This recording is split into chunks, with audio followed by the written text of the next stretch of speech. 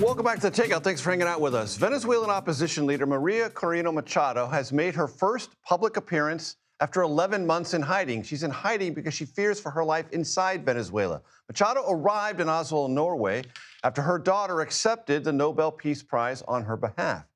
CBS News has learned quite a bit about the difficult and intricate operation to get her there. Our Lilia Luciano spoke with the head of the mission that achieved that pretty surprising result. The most dangerous thing in operations of any kind are moments of transition. What was that transition like in this case? Very complicated, very complicated. We had multiple transitions in multiple domains, through multiple vehicles, through multiple modes of transportation. Again, there was a land component, a maritime component, and an aviation component. And at any one of those moments, transition moments, and there were transition moments through those areas, through that pipe, if you will, through that mechanism, which is what we call it, a mechanism, everything and anything can go wrong. Now Lilia joins me from the CBS Broadcast Center to break it all down. Lilia, take it away. Well, Major, I was just so compelled by every single detail that Brian Stern told me about that exit. I had been thinking about that. I specifically was curious about the timeline. Of course, it's an incredibly complicated operation. What I know from what he told me is that it took, that María Corina Machado had to hide, had to be not just disguised, but hidden so that nobody would see her, that there were many checkpoints that she went through undetected without giving me too much detail. But my main question was, okay, she made it to Oslo. Why couldn't she make it to the actual ceremony? Her daughter had to read her acceptance address. This is what he told me. I don't look at this operation as getting Maria to a ceremony on time. I look at this as saving a freedom fighter's life, saving a mother's life. I don't look at it as making sure she, making sure she gets the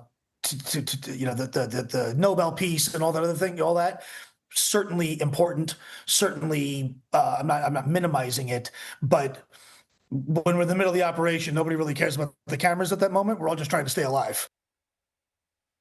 He says it took about 4 days before this all went down that he started planning, that he started working on it, that she was in the water with him on a boat for something like 12 to 13 hours. And prior to that, there was an escape plan on land, not counting the maritime one, that lasted something like 15 or 16 hours. Of course, we finally saw María Corina Machado reach Oslo, greet her supporters, her allies, the presidents of Panama, Argentina, of Paraguay, and Ecuador, who were there to greet her and, of course, hug her children. That's one thing that Brian told me, is that he told me I was starstruck. I had never rescued a Nobel Peace Prize winner, or any kind of Nobel Prize winner, or anybody at that level of recognition. And that was, on the one hand, a huge challenge to go undetected, given the amount of intelligence from multiple countries that are allies of Venezuela who could have been watching.